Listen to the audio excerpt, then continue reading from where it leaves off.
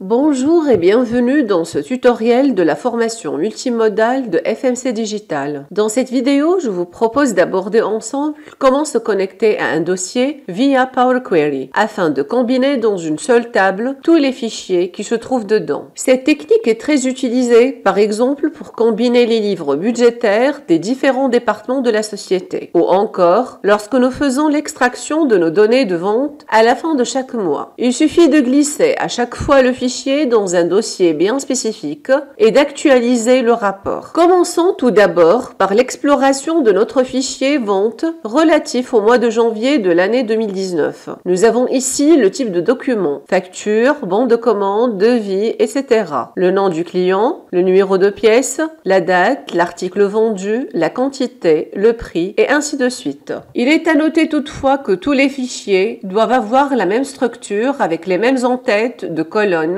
et les mêmes types de données, ainsi qu'un nombre de colonnes cohérent. J'ouvre par exemple un deuxième fichier pour vérifier, et voilà, il est identique au premier. Du coup, toutes les conditions semblent être satisfaites pour qu'on puisse les combiner tous dans une même table de données qu'on va appeler vente. Basculons maintenant sur Power BI Desktop et cette fois-ci, je ne vais pas choisir à partir d'un classeur Excel, mais plutôt je vais cliquer sur Obtenir des données, Fichier, Dossier. Je choisis par la suite le chemin d'accès au dossier vente contenant l'ensemble des fichiers à combiner et je clique sur OK. Et voilà la liste des fichiers qui apparaît à l'écran. Nous avons en haut cette zone, exemple de fichier, permettant de sélectionner un fichier parmi la liste précédente à utiliser comme modèle pour créer la requête consolidée. Par défaut, ces premiers fichiers. Toutefois, il est possible de le modifier. À titre d'exemple, je peux choisir le fichier relatif aux ventes du mois de janvier 2019. Je passe pour cocher la feuille en question, celle qu'on souhaite combiner. Dans notre cas, nous n'avons que feuille 1. Nous verrons par la suite comment ce nom de fichier peut causer un problème lors de l'actualisation des données et comment y remédier. Sachez qu'on pourra choisir d'ignorer les fichiers avec erreur et de ne combiner que les bons fichiers en sélectionnant tout simplement cette case à cocher. Je clique sur OK et voilà, Power Query crée automatiquement une table consolidée portant par défaut le nom du dossier à partir duquel les données ont été importées, ainsi qu'un bloc de requête permettant d'avoir ce résultat. Nous remarquons également l'ajout d'une colonne appelée source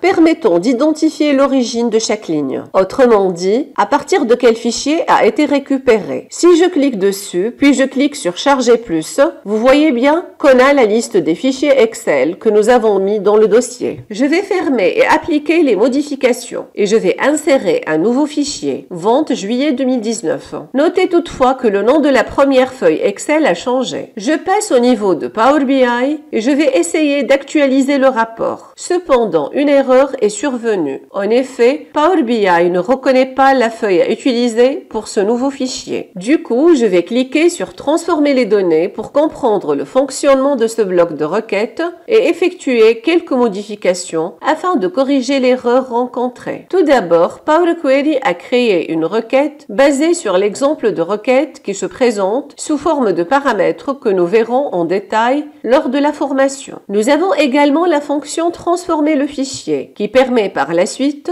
de créer une nouvelle colonne contenu et d'ajouter les données au résultat final du traitement qui est stocké dans le groupe Autres requêtes. En effet, en examinant les étapes appliquées de cette requête, nous remarquons qu'on fait appel à cette fonction pour ajouter une nouvelle colonne contenant des enregistrements de type table. L'étape d'après permet de garder seulement cette colonne ainsi que source name. Puis, on retrouve cette étape permettant de développer ces enregistrements en un ensemble de colonnes et de lignes constituant notre nouvelle table de données globale. Maintenant que nous avons compris le fonctionnement de ce groupe de requêtes, nous allons passer pour voir comment éviter le problème qu'on a eu lors de l'actualisation des données. Je vais accéder donc de nouveau à la requête Transformer le fichier et je vais retourner à l'étape Navigation. Comme vous le constatez ici, le nom de la feuille en question a été défini statiquement au niveau de la formule. Autrement dit, si Power Query ne trouve pas une feuille appelée feuille 1 dans chaque fichier, alors il sera considéré comme erroné, ce qui explique l'erreur rencontrée. Je modifie cette formule en remplaçant cette expression par 0 pour rendre cette sélection dynamique. Cela signifie qu'on va récupérer la première feuille du classeur, quel que soit son nom. 0 représente en effet l'index de la première feuille. Par analogie, si on souhaite récupérer la troisième feuille, il suffit de saisir 2 et ainsi de suite.